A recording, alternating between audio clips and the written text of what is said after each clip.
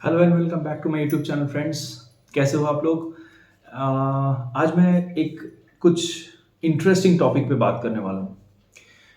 ऐसा है कि अभी सबको पता है सेमीकंडक्टर चिप का जो ग्लोबली शॉर्टेज है, उसके कारण कोई भी गाड़ी 3 से 6 महीने या फिर उससे भी ज़्यादा टाइम के लिए पेंडिंग हो जा रहा है। आज अगर मानो कि आज आज today is 9th of December, तो मान लीजिए कि आज अगर आप गाड़ी को बुकिंग करते हो तो आपको जनवरी, फरवरी, मार्च, अप्रैल, मई, जून जून तक जाके गाड़ी मिल सकती है। वो भी कोई भी शोरूम आज के डेट पे वो गारंटी नहीं ले रहा है कि आपको 9 जून तक गाड़ी मिलेगी कि नहीं। कुछ ऐसा ही हुआ था मेरे साथ, क्योंकि मैंने भी 27 ऑफ अगस्त में Hyundai grand आइटन Nios diesel Magna मैंने बुक किया था। क्योंकि मुझे डीजल क्यों चाहिए थी? क्योंकि मेरी गाड़ी का रनिंग बहुत ज़्यादा होता है और मैं जिस एरिया में रहता हूँ यहाँ पे कोई भी चीज़ें लाने के लिए जाता हूँ गाड़ी को लेकर के, गाड़ी का जो डेली यूज़ जो है अगर ढंग से अगर हम इस्तेमाल करें तो लगभग 50 से 60 किलोमीटर ऐवे ही चल जाएगी गाड़ी। और अगर अभी तो फिलहाल हम लोगों का सबका वर्क फ्रॉम होम चल रहा है, जिस दिन मुझे ऑफिस जाना पड़ेगा उस दिन मेरा सिर्फ ऑफिस आने जाने का ही 25-25-50 किलोमीटर हो जाएगी। तो यही सब सोच के मैंने सोचा था कि चलो यार एक डीजल गाड़ी ले लेते हैं। बट मैंने जब गाड़ी को बुकिंग किया तब उन लोगों ने बोला कि आपको 2-3 हफ्ते में गाड़ी मिल जाएगी। अगले महीने की गाड़ी का अलॉटमेंट में शायद से मिल जाएगी आपको गाड़ी। तो फिर मैंने इंतज़ार किया, फिर इंतज़ार के बाद और भी ज़्यादा इंतज़ार किया। फिर लगभग जब 1 महीना होने वाला है तब मैंने उन लोगों को सवाल पूछा कि यार गाड़ी की अलॉटमेंट कब होगी? तो बोलता है सर ये यहाँ पे अभी ऐसा चिप का शॉर्टेज चल रहा है जिसकी वजह से ऐसा प्रॉब्लम हुआ है। We can not guarantee you कि गाड़ी आपको कब तक मिलेगी। शायद से 2 से 3 महीना भी लग सकता है या फिर उससे भी ज़्यादा। और इसके बीच में मेरी जो स्टीम जो थी वो बिक चुकी थी। मेरे पास कोई गाड़ी नहीं थी और बैंगलोर में इतना फ्रीक्वेंटली बारिश हो जाती है कि आपको गाड़ी के बिना कहीं पे आप अगर जाते भी हो स्कूटर लेकर के तो बारिश की वजह से आप अटक जाओगे वहाँ पे। तो ये पंगा होता है यहाँ पे बैंगलोर में, जिसकी वजह से यहाँ पे लोग गाड़ियाँ ज़्यादा इस्तेमाल करते हैं। Even though everybody has a two wheeler but still they prefer to drive a car because any time you don't know that when the rain will start. और कौन सी रेन कहाँ कब तक चलेगा वो भी कोई गारंटी नहीं है। तो let's come to the point. तो एक टाइम पे मुझे ऐसा लगा था कि यार अभी 1 महीना हो गया, गाड़ी भी नहीं है, क्या करे? अब क्या सेकेंड हैंड गाड़ी ले लेंगे? अब आते हैं मुद्दे पे। मुद्दा ये है कि आपको भी कोई भी टाइम पे ऐसा लग सकता है कि आपको सेकेंड हैंड गाड़ी में शिफ्ट हो जाना चाहिए। मान लीजिए कि 3-4 साल पुरानी गाड़ी है और आपको अच्छा खासा डील भी मिल रहा है तो आप ले लोगे। But before you take that car आपको बहुत सारी चेकलिस्ट्स है जो कि आपको चेक करना है। पहली बात ये है कि आप अगर कोई जो नॉर्मल जो सर्टिफाइड कार्स बिकने वाले जो लोग होते हैं जैसे OLX ऑटो हो गया, Cars24 हो गया, फिर कार देखो हो गया, उन लोगों से अगर आप गाड़ी लेते हो तो ठीक है। They check the cars as per some of the checklist points. शायद से Cars24 का ऐसा अभी तक तो कुछ तो हाईएस्ट है, कुछ ये लोग 124 पॉइंट्स या फिर 125 पॉइंट्स ये लोग चेक करके फिर गाड़ी को सर्टिफाइड करते हैं। और लेकिन इसका एक एक डिसएडवांटेज क्या होता है कि अगर आप सर्टिफाइड कार्स लेते हो that car will cost you approximately 1.5 to 2 lakhs more than the market value of the car, actual market value of the car. अगर आपको अगर आईडीवी वैल्यू के आसपास अगर गाड़ी लेना है तो बेस्ट ऑप्शन ये है कि आप सीधा ओनर से जाके गाड़ी लो, लेकिन आपको सर्टिफाइड गाड़ी नहीं मिलेगी। ये पंगा है ना। तो चलिए आज इसके बारे में मैं ये वीडियो बना रहा हूँ। वीडियो आपको एंड तक देखना है और अगर कोई नए हो इस चैनल पे तो इस वीडियो को ज़रूर लाइक और शेयर कीजिएगा और मेरे चैनल को सब्सक्राइब कर दीजिए ज़रूर, ठीक है? तो let's come to the point. पहला पॉइंट ये है कि आपको गाड़ी की बॉडी लाइन देखना है। बॉडी लाइन क्या देखेंगे? कहीं गाड़ी पे कोई जगह पे रस्टिंग तो नहीं दिख रहा है, कहीं पे ऐसा तो नहीं है कि आपकी गाड़ी अगर आप देख रहे हो ना साइड से तो आप एक लाइट ऑन करके देखना। बेटर ये है कि मोबाइल का जो फ्लैश आता है आजकल हम सभी लोगों के मोबाइल में फ्लैश आ जाता है, तो उस फ्लैश को ऑन करके थोड़ा सा बॉडी के आसपास थोड़ा देखना कि नज़दीक से देखना बॉडी के आसपास कि कहीं पे छोटा सा भी तो डेंट नहीं है, वो एक चीज़ देखना बहुत ज़रूरी है। रस्टिंग, दरवाज़ा खोल के दरवाजे के नीचे, which means you pull the latch, दरवाज़ा ओपन हुआ, थोड़ा नीचे की तरफ थोड़ा हाथ हाथ ऐसे लगा के देख लो कि रस्टिंग वगैरह तो है नहीं। दरवाजे के जो हिंजेस है वहाँ पे रस्टिंग होने का चांसेस होता है, वो एक बार ज़रा चेक कर लेना, वहाँ पे तो रस्टिंग नहीं है। ऊपर से क्या होता है, डिक्की डिक्की भी अगर आप खोलेंगे तो डिक्की के भी अंदर एक बार ज़रा देख लीजिएगा और बॉनेट के अंदर भी ज़रा देख लीजिएगा। बॉनेट के मोस्टली जहाँ पे रस्टिंग होने का चांसेस रहता है, जो फ्रंट जो शॉक एब्जॉर्बर्स होते हैं उसके आसपास रस्टिंग होने का चांसेस ज़्यादा रहता है। तो ये एक चीज़ आपको ध्यान में रखना है कि आपकी गाड़ी की बॉडी लाइन बहुत अच्छे से देखना है। अब आगे आते हैं इंजन की। तो इंजन का क्या है, इंजन में आपको क्या चेक करना है? इंजन आप एक बार काम करना है, आपको गाड़ी को स्टार्ट करना है। स्टार्ट करने के बाद आपको, अगर पेट्रोल गाड़ी ले रहे हो तो पेट्रोल गाड़ी स्टार्टिंग के बाद आपको नॉइज़, यूजुअली पेट्रोल गाड़ी में कोई नॉइज़ नहीं रहता है, except few cars like Datsun हो गया, फिर आपका वो रेनो का क्विड हो गया, फिर रेनो का वो ट्राइबर हो गया। ये सारी जो गाड़ी है उसके 1 लीटर पेट्रोल इंजन में भी डीजल इंजन की तरह नॉइज़ और वाइब्रेशन होता है। सिवाय बाकी सारे जो भी इंजन्स है, नॉर्मल इंजन्स, अगर ऑल्टो के10 हो गया, मारुति का कोई भी गाड़ी, स्विफ्ट हो गया, रिट्स हो गया, कोई भी हो गया, तो वो सब गाड़ी का इतना पेट्रोल इंजन में नॉइज़ नहीं रहता है। लेकिन अगर नॉइज़ आता है, डिफरेंट काइंड ऑफ नॉइज़ आ सकता है। एक होता है जो फैन बेल्ट का जो साउंड नॉइज़ आता है, वो कुछ ऐसा किच किच किच किच किच किच किच किच काइंड ऑफ ऐसा टाइप का नॉइज़ आता रहता है, वो बहुत इरिटेटिंग नॉइज़ होता है। उसको छोड़ के बाकी बहुत सारे नॉइज़ हो सकता है, which means a tappet noise. So tappet noise आपको कैसे पता चलेगा? जब आप रेव करते हो, जब आप गैस देते हो, विच मीन्स आप एक्सेलेरेटर प्रेस कर रहे हो, तब आपको कोई cut cut cut cut cut cut cut cut sound ना आए। अगर वो साउंड आ रहा है तो बिल्कुल भी वो गाड़ी मत लीजिएगा। दूसरी बात यह है कि आप इंजन के अंदर, इंजन ऑयल का जो डिपस्टिक रहता है, वो डिपस्टिक ज़रा चेक कीजिएगा। उसको एक बार उठा के कपड़े से पोंछ के फिर से डाल के फिर से उठाएंगे और देखना है कि आपको कि वो इंजन ऑयल का लेवल कितना है, क्योंकि वहाँ पे आपको मैक्सिमम और मिनिमम ये दोनों का वो आपको लेवल रहेगा। ये चीज़ आप बंद इंजन में करिए, ठंडे इंजन में करिए, ताकि मतलब आपको एग्जैक्ट ऑयल का लेवल आपको पता चलेगा। क्योंकि जब भी आपका इंजन जब स्टार्ट होता है ना, तब आपका वो नीचे जो ऑयल का जो सम्प रहता है, वहाँ से इंजन ऑयल सीधा रोटेट होना चालू होता है पिस्टन के साथ। So better you check it in the cold engine. ठीक है, जब इंजन ठंडा हो, जब स्टार्ट नहीं हो, उस वक्त आप चेक करना। तो रैटलिंग साउंड, तो रैटलिंग साउंड होता है कभी, जैसे मैंने बोला कि डिफरेंट डिफरेंट साउंड्स होता है, तो rattling sound is one of the sound. और एक होता है स्टॉल हो जाना। मान लीजिए कि आप गाड़ी लेके फर्स्ट गियर देके आप गाड़ी को ट्रायल में जा रहे हो, गाड़ी बंद हो गई, फिर से ट्राई कर रहे हो, फिर से बंद हो गया। ठीक है, तो ये सब चीज़ों में ना स्टॉल होना, ये होना, इसमें कुछ प्रॉब्लम होता है। कभी कभी क्या होता है, क्लच छोड़ने की गलती से भी स्टॉल हो सकता है, that's a different case, but mostly stall नहीं होना चाहिए। अगर आप बहुत एक्सपर्ट ड्राइवर हो, या फिर आप कोई एक्सपर्ट ड्राइवर को लेके गए हो, या फिर कोई अच्छे मैकेनिक को लेके गए हो और उनके हाथ में अगर ऐसा हो गया, तो it means there is some serious issue boss, and you have to avoid that car. Okay, next is gear. Now आपको अगर गियर अगर डालना है, तो आप अच्छे से, अगर 4 गियर की गाड़ी है तो चारों गियर आप चला के देखना, उनको बोलना कि भाई मुझे थोड़ा टाइम देना, मुझे कम से कम 10-12 किलोमीटर चला के देखनी है। तो उसमें क्या होगा कि आपको चारों गियर आप डालना, ऐसे रास्ते पे आप ट्रायल लेने के लिए जाओ जहाँ पे आप टॉप गियर तक गाड़ी चला सकते हो। हर एक गियर का शिफ्टिंग, हर एक गियर का शिफ्ट अप शिफ्ट डाउन, मान लीजिए कि 2 से 3 हो गया, फिर थोड़ा स्लो करके 3 से 2 किया, फिर 3 से 4, 4 से 3, ये सारी चीज़ें, फिर गाड़ी को खड़ा करके फिर रिवर्स गियर, ये सारी चीज़ें आपको चेक करना है। अगर कोई भी गियर डालने में कोई भी दिक्कत है, या फिर डालने के बाद कोई एक वाइब्रेशन हो रहा है, या फिर गाड़ी का स्टार्ट बंद हो गया, then which means there is a problem in the gearbox and you need to avoid that car. Coming to the fourth point, that is clutch.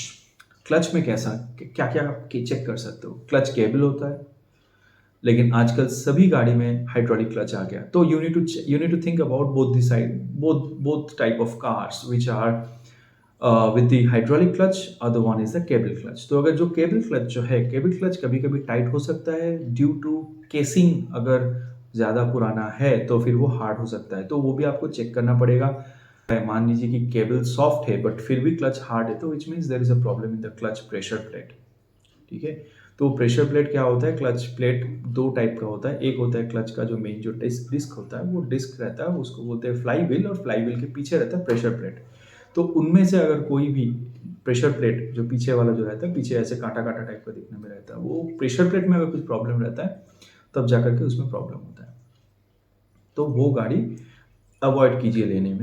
कभी गियर डालते वक्त अगर मान लीजिए, मोस्टली क्लच का प्रॉब्लम कभी समझ में आता है कि मान लीजिए कि अगर फर्स्ट गियर डाल रहे हैं या फिर रिवर्स गियर डाल रहे हैं, फिर उसके बाद आप क्लच छोड़ के जब आप गाड़ी चलाने की कोशिश कर रहे हो, तब आपको एक बर्निंग सा स्मेल आ रहा है या फिर ऐसा कुछ हो रहा है कि आपको अनईजी फील हो रहा है, गाड़ी गाड़ी बंद पड़ने का टेंडेंसी हो रहा है, तो उसमें क्लच का प्रॉब्लम हो सकता है, तो वो ज़रा चेक करना चाहिए। पांचवा जो पॉइंट है वो break.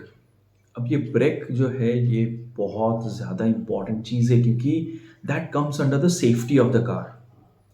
So how will you check that brake now? आपको पहली बात यह है कि आपको बॉनेट खोल के ब्रेक फ्लूइड जो रहता है, वो मोस्टली आप अगर ऐसे बॉनेट ओपन कर रहे हो और ऐसा अगर आप सीधा देख रहे हो गाड़ी की तरफ, तो आपके लेफ्ट हैंड साइड में ब्रेक बूस्टर्स रहता है। उसमें ब्रेक बूस्टर कैसे आपको पता चलेगा कि एक ऐसा राउंड टाइप सा रहेगा, उसके ऊपर एक ऑयल का डब्बा रहता है।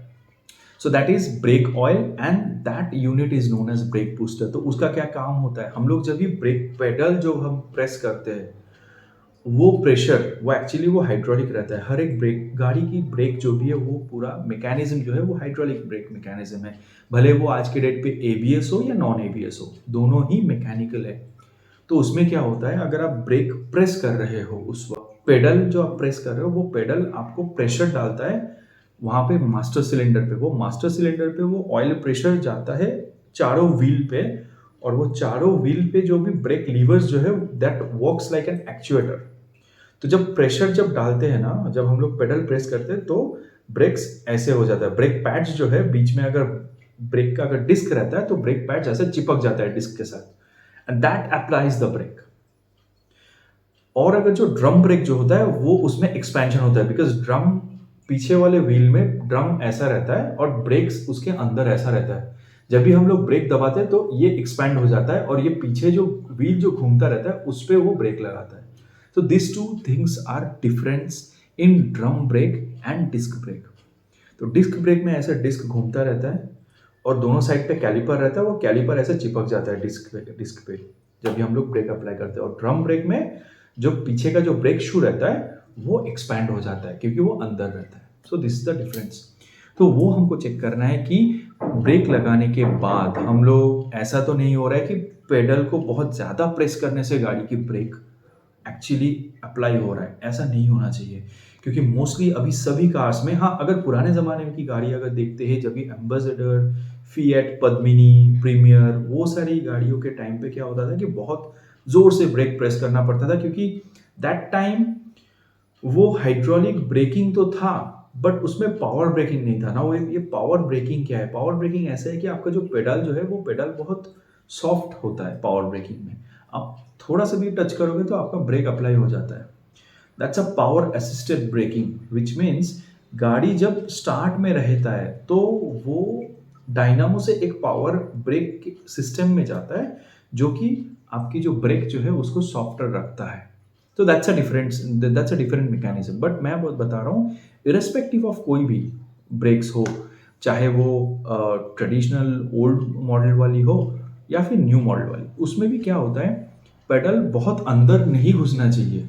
पेडल को आप ऊपर से इतना थोड़ा सा टच करोगे ना या फिर थोड़ा सा भी दबाओगे तो ब्रेक लगना चाहिए। अगर ज़्यादा अंदर घुस गया ना तो there is a problem in the braking system and you must need to avoid that car.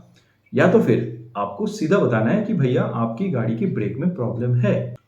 अभी आते हैं और एक चीज़ में जो कि है इलेक्ट्रिकल। इलेक्ट्रिकल कैसा होता है कि इलेक्ट्रिकल में भी आपका बहुत सारी चीज़ें होते हैं। इलेक्ट्रिकल्स में आपका हेडलाइट्स आता है, बैकलाइट आता है, ब्रेक लाइट आता है, साइड इंडिकेटर्स आता है, रिवर्स लाइट आता है, और फॉग लैंप्स अगर है गाड़ी में तो फॉग लैंप्स भी आता है, इंक्लूडिंग आपकी गाड़ी के अंदर वाला रूफ वाला भी लाइट आता है। हेडलाइट्स चेक कर लेना। हेडलाइट्स में 2 पॉइंट होते हैं, एक हाई बीम, एक लो बीम, दोनों का दोनों चेक कर लेना। ब्रेक लाइट चेक कर लेना, ब्रेक दबा के एक डबल फिलामेंट लाइट रहता है मोस्टली, या फिर अगर एलईडी है तो एलईडी की बात अलग है, एलईडी में भी कुछ अलग फिलामेंट्स जो है वो जलता है। सो नॉर्मली हेडलाइट्स जब आप ऑन करेंगे तभी आपके पीछे दोनों बैकलाइट्स ऑन होते हैं, और ब्रेक दबाएंगे तो फिर दूसरा फिलामेंट ऑन होता है। तो ये होता है मैकेनिज्म, वो ज़रा चेक कर लीजिएगा। रिवर्स गियर डाल के चेक कर लीजिएगा कि पीछे का जो लाइट जो है रिवर्स गियर का वाइट कलर का लाइट वो ऑन हो रहा है कि नहीं हो रहा है। इमरजेंसी हैजर्ड लाइट ऑन करके देख लीजिएगा कि चारों तरफ का इंडिकेटर्स ढंग से काम कर रहा है कि नहीं कर रहा है, और कॉम्बिनेशन स्विच से भी आप दोनों साइड का इंडिकेटर ऑन एंड ऑफ करके देख लीजिएगा। बाकी बचा फॉग लैम्प। फॉग लैम्प तो ऑप्शनल है, हर एक गाड़ी में नहीं भी आ सकता है, तो फॉग लैम्प भी आप जरा चेक कर लीजिए। ऐसा भी हो सकता है कि fog lamps are very prone to get short, उसमें शॉर्ट सर्किट होने का बहुत ज़्यादा चांसेस रहता है, बिकॉज वो एकदम नीचे रहता है, और अगर हम लोग अगर कभी भी फॉग लैम्प ऑन करके अगर कोई भी वाटर लॉक रास्ते से अगर हम लोग अगर ड्राइव करके जाते हैं तो 80% चांस रहता है कि वो फॉग लैम्प पानी के अंदर ही रहे। उसके कारण शॉर्ट सर्किट होने का चांसेस रहता है, उसके कारण फॉग लैम्प खराब होने का चांसेस रहता है, बल्ब ब्लो हो सकता है, बहुत कुछ हो सकता है, तो वो ज़रा चेक कर लीजिएगा। Next is steering. तो स्टीयरिंग में क्या होता है? स्टीयरिंग आपका, आप अगर मैनुअल गाड़ी ले रहे हो, manual steering, that's okay, manual steering आप ले ही सकते हो, because some cars like Maruti Omni, फिर मारुति इको, ये सब गाड़ी में आपको पावर स्टीयरिंग नहीं मिलता है, तो आपको मैनुअल स्टीयरिंग चलाना पड़ेगा। तो अगर मैनुअल स्टीयरिंग भी है या फिर पावर स्टीयरिंग भी है, जो भी है, वो आपको बहुत अच्छे से चेक करना है। क्या चेक करना है मैं बता देता हूँ। अगर आप गाड़ी चला रहे हो तो स्टीयरिंग को थोड़ा छोड़ के एक बार देख लेना कि स्टीयरिंग वॉबल तो नहीं हो रहा है। वॉबलिंग मीन्स थोड़ा सा ऑटोमेटिकली स्टीयरिंग जो है ना, अकॉर्डिंग टू व्हील रोटेशन, वो थोड़ा ऐसे ऐसे ऐसे ऐसे ऐसे ऐसे होता है। अब उसका कारण हो सकता है, आप बोलोगे कि नहीं टायर में प्रॉब्लम है, नहीं, टायर का प्रॉब्लम नहीं होता है, वो स्टीयरिंग बॉक्स का भी प्रॉब्लम हो सकता है, ठीक है। स्टीयरिंग बॉक्स का और एक भी प्रॉब्लम डिटेक्ट करने के लिए मैं आपको और भी एक कहूँगा कि आप यू टर्न ले लो, ठीक है, गाड़ी को सीधा लेकर के यू टर्न ले लो, पूरा स्टीयरिंग पूरा एकदम एक साइड में घुमा के यू टर्न ले लो। यू टर्न लेते समय जब आप स्टीयरिंग घुमाओगे, feel you can feel if there is any noise on your hands, क्योंकि अगर बहुत सारे ऐसा हो सकता है, बहुत सारी गाड़ी में ऐसा हो सकता है कि जिसमें आप स्टीयरिंग घुमा रहे हो और एक cut cut cut cut cut cut करके आवाज आ रहा है, and that what is that आवाज मैं बता रहा हूँ, क्योंकि नीचे जो रैक एंड पिनियन जो है ना, उसमें अगर कुछ काम रहता है तो उसकी वजह से वो आवाज़ आ सकता है। तो वो स्टीयरिंग घुमा के भी ज़रा चेक कर लेना, यू टर्न लेके खास तौर से, क्योंकि आप सीधा रास्ते पे चलाओगे तो ज़्यादा कुछ आपको समझ में नहीं आएगा।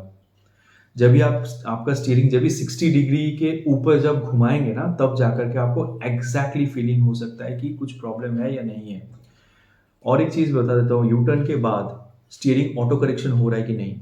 मोस्टली ये पावर स्टीयरिंग में होता है, तो ऑटो करेक्शन पावर स्टीयरिंग में होना चाहिए। अगर नहीं होता है तो ये प्रॉब्लम है। ऑटो करेक्शन अगर ठीक से नहीं हुआ तो फिर सस्पेंशन का कुछ काम हो सकता है, लोअर आर्म बॉल जॉइंट, ये सब चीज़ों का भी प्रॉब्लम हो सकता है, तो वो ज़रा चेक करना बहुत ज़रूरी है। ऐसा ऐसा ज़रूरी नहीं है कि लोअर आर्म बॉल जॉइंट का ही प्रॉब्लम हो सकता है उसके अंदर छोटा छोटा बुशेस रहता है, तो हो सकता है कि वो बुश हार्ड हो गया हो या फिर कट के बाहर निकल गया हो, तो ये सब चीज़ें थोड़ा ध्यान से देख लेना है। तो जब हम बात कर रहे हैं लोअर आर्म और बॉल जॉइंट के, तब बात कर लेते हैं सस्पेंशन का भी, क्योंकि ये दोनों चीज़ें जो है, ये दोनों फ्रंट सस्पेंशन की बहुत ही महत्वपूर्ण चीज़ है। तो क्या क्या है उसमें लोअर आर्म में? लोअर आर्म ऐसा होता है कि जहाँ पे आपका जो व्हील जो रहता है, फ्रंट व्हील, वो बेसिकली उसका प्ले होता है, क्योंकि वो इस तरफ आपकी गाड़ी के तरफ अटैच रहेगा, गाड़ी की चैसी में इस तरफ अटैच रहेगा और इस तरफ आपका व्हील रहेगा, and that plays like this. जब भी गड्ढे वड्ढे में गाड़ी गिरती है ना, तब ये लोअर आर्म का प्ले रहता है, और उसको सपोर्ट देने के लिए यहाँ से रहता है सस्पेंशन, जो शॉक एब्जॉर्बर कहते हैं। तो शॉक एब्जॉर्बर का भी देख लेना है आपको, लोअर आर्म भी देख लेना है, ये दोनों चीज़ देख लेना है। और बॉल जॉइंट क्या होता है? बॉल जॉइंट आपका और कुछ नहीं, जो हम जो स्टीयरिंग जो घुमाते हैं ना, तो स्टीयरिंग के साथ साथ वो नीचे, स्टीयरिंग तो हम गाड़ी के अंदर बैठ के घुमा रहे हैं ना, तो उसका दो डंडा नीचे रहता है, जो जो आपका जो एक्सेल जो है वो एक्सेल के साथ वो कनेक्टेड रहता है, ठीक है? उसको इधर-उधर घुमाने के लिए वो बॉल जॉइंट का काम रहता है, and that's a flexible item. तो बॉल जॉइंट का भी बुश खराब हो सकता है, and typically I am telling you, I am taking 2 car names, okay? Please बुरा मत मानिए, टाटा की जितनी भी गाड़ियाँ हैं, पुरानी गाड़ियाँ, Indica, Indigo, Indica Indica Vista, Indigo Manza, ये सभी गाड़ी में ये प्रॉब्लम है। तो अगर आप कोई भी ये इन चारों गाड़ियों में से कोई भी गाड़ी आप उठाने की कोशिश मतलब सोच में हो, तो ये ज़रा देख लीजिएगा। और एक गाड़ी है Chevrolet Tavera, okay? So it's a 7 seater SUV MUV kind of car. Tavera का भी ये सेम प्रॉब्लम है बॉल जॉइंट का। तो ये थोड़ा ध्यान से रखना। ऊपर से क्या है, शॉक एब्जॉर्बर की बात कर लेते हैं। शॉक एब्जॉर्बर में क्या है मैं बता देता हूँ। शॉक एब्जॉर्बर अगर आप गाड़ी चला रहे हो तो मेक श्योर कि आप थोड़ा-सा गली नुक्कड़ भी देख सकते हो या फिर कुछ टूटा-फूटा रोड के ऊपर भी चला सकते हो। तो टूटा-फूटा रोड में भी आप जब चलाओगे ना, तो आपको ऐसा फ़ील होगा कि ज़्यादा बॉडी रोल तो नहीं हो रहा है। What is that body roll? अब सवाल पूछ सकते हैं, what is that body roll? Body roll is nothing but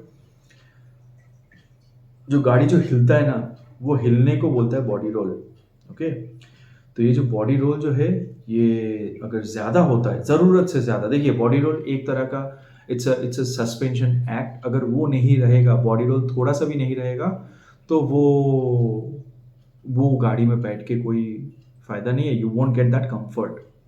body roll होना ज़रूरी है, बट हाँ, ज़रूरत से ज़्यादा अगर बॉडी रोल होता है, अगर ऐसे, ऐसे, ऐसे अगर हिलता गया ना गाड़ी, तो आपको चेक करना है कि शॉक एब्जॉर्बर में लीकेज होने का चांसेस रहता है। जब भी शॉक एब्जॉर्बर में लीकेज रहता है, शॉक एब्जॉर्बर्स के अंदर फ्लूइड रहता है, जिसको शॉक एब्जॉर्बर फ्लूइड कहते हैं या फिर उसको ऑयल भी बोलते हैं।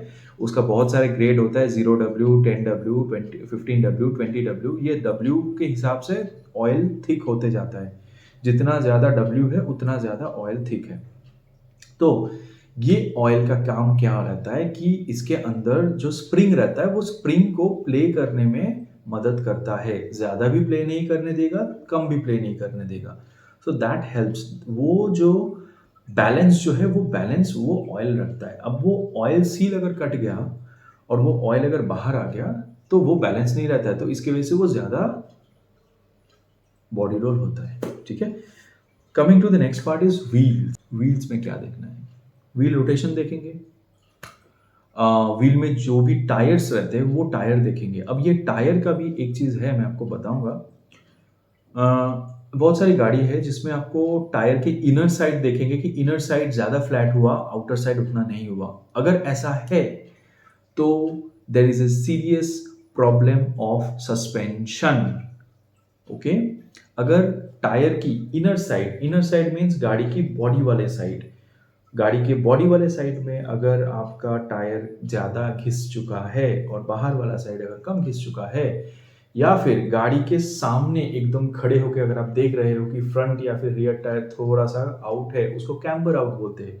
अगर थोड़ा सा आउट है तो बिल्कुल भी वो गाड़ी मत लीजिए, क्योंकि उसमें कुछ बीमारी है, इसको बीमारी बोलते हैं, जो कि कोई गाड़ी की तो कंपनी से ही वैसे आते हैं, जो मैंने बताया कि टाटा की वो 4-5 जो गाड़ियाँ हैं और शेवरोले की जो टवेरा जो है, उसमें भी ये प्रॉब्लम है। Don't go with that car. अगले आता है कि एयर कंडीशनिंग। हाँ, तो एयर कंडीशनिंग के बारे में मैं तो बता चुका हूँ कि मेरे दोस्त की जो निसान सनी जो था, उसमें ये ऐसा प्रॉब्लम हुआ है। तो मेक श्योर कि ऐसा ना हो।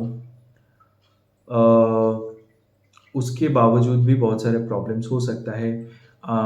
चूहा, अगर मान लीजिए कि किसी की गाड़ी अगर बहुत दिनों से ऐसे ही पड़ा हुआ है, तो चूहा शायद से एसी का जो गैस पाइप जो है वो काट सकता है, या फिर गैस पाइप के ऊपर का छोटा-छोटा प्लास्टिक वाला कैप रहता है वो भी काट सकता है। तो वो ज़रा चेक कर लीजिएगा। कोई अच्छे एसी मैकेनिक के पास जाके, अगर गाड़ी का अगर एसी ढंग से कूलिंग कर रहा है, अगर बहुत अच्छे से चिलिंग हो रहा है, तो बेफ़िक्र रहिए, एसी का कोई प्रॉब्लम नहीं है। अगर मान लीजिए कि 2-3 मिनट बीत गया, 5 मिनट बीत गया, फिर भी गाड़ी का केबिन ठंडा नहीं हो रहा है, आपको समझ लेना चाहिए कि एसी में बिल्कुल गड़बड़ है, ठीक है? तो क्या-क्या प्रॉब्लम हो सकता है? एक होता है कि मोस्टली जो प्रॉब्लम होता है वो गैस का। दूसरा प्रॉब्लम होता है condenser. Now what is condenser? जो फ्रंट में रेडिएटर के बगल में एक कंडेंसर रहता है, जो कि रेडिएटर की तरह ही दिखता है। उसका काम रहता है आपका जो एसी का जो गैस जो रहता है उसको मिक्स्ड करता है हवा के साथ। तो वो कंडेंसर का भी प्रॉब्लम होता है, उसके पीछे भी एक फ़ैन घूमता है। अगर वो फ़ैन नहीं घूमा तो भी एसी ठंडा नहीं हो सकता है, ये भी एक प्रॉब्लम है। तो ये सारी चीज़ें आपको देखना पड़ेगा एसी में। अभी आते हैं गाड़ी के अंदर वाले चीज़ों में। पहला जो है, ड्राइवर सीट में बैठेंगे, सामने आपको एमआईडी डिस्प्ले आएंगे। गाड़ी अगर मान लीजिए ऐसा, अगर आप हाई एंड गाड़ी देख रहे हो, Volkswagen, Skoda, Audi, BMW, Mercedes, this kind of cars अगर आप देख रहे हो, तो मेक श्योर आप गाड़ी में बैठो। गाड़ी में बैठ के सीट बेल्ट लगाओ, फिर इंजन स्टार्ट करो और फिर एमआईडी की तरफ देखो। कोई वार्निंग लाइट एक्सेप्ट पार्किंग और लो फ्यूल, ये दोनों। हाँ, लो फ्यूल में भी आपको चेक करना है। क्या चेक करेंगे मैं बता देता हूँ। अगर मान लीजिए कि फ्यूल का अगर जो गेज जो है, फ्यूल मीटर अगर ऊपर है लेकिन फिर भी आपका लो फ्यूल का चेक, मतलब लो फ्यूल का चेक लाइट दिखा रहा है, which means there is a problem. ठीक है, both, if both the things are contradicting then it would be a problem. ऐसा बहुत बार ऐसा हो सकता है कि गाड़ी की इंजन स्टार्ट होने के बाद सीट बेल्ट का वार्निंग ऑन हो गया, even though you have already clip the seat belt well. तो ये एक चांस होता है। एयर बैग, अगर गाड़ी में अगर एयर बैग है, गाड़ी अगर इंजन ऑन करने के बाद अगर आप देख रहे हो कि एयर बैग का जो साइन जो है, जो लाइट जो है, वो तब भी ऑन है, तो which means there is a problem. And वो गाड़ी एक्सीडेंटल कार है जिसमें एयर बैग ऑलरेडी डिप्लॉय हो चुकी थी। तो avoid this car straight away, just don't take that car. क्योंकि ऐसा होता है कि गाड़ी की एक्सीडेंट हुई है, फिर उसके बाद बाहर से काम करवाया, क्योंकि वर्कशॉप में एयर बैग फिर से वो लोग रिस्टोर करते हैं, फिर उसका कॉस्टिंग बहुत ज़्यादा होता है, तो लोग प्रेफर करते हैं कि हम बाहर से काम करवा लेंगे। उसमें क्या होता है कि गाड़ी की अगर एयर बैग एक बार अगर डिप्लॉय हो गया, तो फिर वो बाहर के कोई भी मैकेनिक उसको फिर से रिस्टोर नहीं कर पाते ढंग से। तो तब जा करके क्या होता है कि वो एयर बैग का लाइट ऑन हो जाता है। तो वो गाड़ी नहीं लेना है बिल्कुल। और ये मैं कोटेशन में मैं बता के रखता हूँ कि अगर एयर बैग का लाइट ऑन हो रहा है, बिल्कुल मत लीजिए। It will be your biggest mistake if you have taken that car where airbag lights are on। एक आता है चेक इंजन। चेक इंजन का भी बहुत सारा तौर, मतलब बहुत सारे डिफरेंट डिफरेंट इश्यूज हो सकता है। चेक इंजन कैन बी आपका पुराना ऑयल की वजह से है, चेक इंजन कैन बी आपका ऑयल लेवल लो है इसकी वजह से। लेकिन हाँ, उसमें चेक इंजन और लो फ्यूल का जो वार्निंग जो है वो दोनों साथ में दिखाएंगे। इसके अलावा चेक इंजन बहुत सारी चीज़ों के लिए हो सकता है कि जो रेडिएटर का जो फ़ैन जो है वो ढंग से आपका काम नहीं कर रहा है। हुँ। कोई सेंसर्स फेल हो रहा है इंजन के अंदर का, वो सारी चीज़ों में प्रॉब्लम है। थर्मोस्टेट काम नहीं कर रहा है, बहुत सारी चीज़ें प्रॉब्लम हो सकता है। सो चेक इंजन के लिए मैं एक चीज़ रिकमेंड करूँगा, अगर चेक इंजन आ रहा है तो फिर वो ओबीडी पोर्ट में कंप्यूटर डाल के स्कैन करो और पता करो कि वो एरर जो है, चेक इंजन का एरर कहाँ से आ रहा है। एक बार मेरी गाड़ी में, एक बार मेरी एस्टीम में चेक इंजन आया था। वो क्यों पता है? वो because of the speedometer error. वो स्पीडोमीटर अगर 10 चल रहा है तो वो गाड़ी वहाँ पे 40 दिखा रही है। That was an error in the speedometer, उसकी वजह से मुझे चेक इंजन का लाइट आया था। तो मैंने जब स्कैन करवाया तब जा कर के मुझे पता चला कि it was a speedometer error. तो देन इट गॉट फिक्स्ड। तो ऐसे बहुत सारे इश्यूज़ हो सकते हैं कि चेक इंजन का ऐसा मतलब नहीं है कि सिर्फ इंजन का ही प्रॉब्लम हो, बहुत सारी चीज़ों का प्रॉब्लम हो सकता है। वो सब चीज़ें चेक कर लेने के बाद फिर आता है गाड़ी की डॉक्यूमेंटेशन, जो कि बहुत बहुत ज़्यादा इम्पॉर्टेंट है। अब हालांकि ऐसा है कि आजकल तो हर एक गाड़ी के अगर नंबर डालेंगे ना, तो आपको गाड़ी की सारे डिटेल्स मिल जाते हैं। जो एम परिवहन बोल के जो ऐप है, या फिर अगर ट्रिपल आप अगर वेबसाइट से भी अगर आप चेक करते हो तो www.vahan.nic जो ऐप जो वेबसाइट जो है, वहाँ पे भी आप गाड़ी का नंबर डाल के उसके सारी डिटेल्स निकाल सकते हो। उसमें क्या क्या डिटेल्स आता है वो भी मैं बता देता हूँ। उसमें गाड़ी की रजिस्ट्रेशन डेट आता है, उसका टैक्स कब तक है वो आता है, इंश्योरेंस का डेट आता है, इंश्योरेंस कब तक है वो आता है। फिर कभी-कभी जगह पे पॉल्यूशन सर्टिफ़िकेट भी ऑनलाइन होता है। Not in every states but हाँ, वो भी आता है। वो अपलोड हो जाता है वहीं पे, वाहन में ही सब कुछ दिख जाएगा। और एक चीज़ जो कहना बहुत ज़रूरी है, वाहन में जो अ इंजन नंबर और चैसी नंबर का जो लास्ट जो 5 डिजिट या फिर जो भी डिजिट जो दिखाएगा, उसके साथ आरसी का इंजन नंबर, चैसी नंबर ज़रूर मैच कीजिएगा। और गाड़ी में भी इंजन नंबर, चैसी नंबर ज़रूर मैच कीजिएगा क्योंकि ऐसे स्कैम्स हो सकता है। Okay, I am telling you, be very aware of engine and chassis numbers. Okay.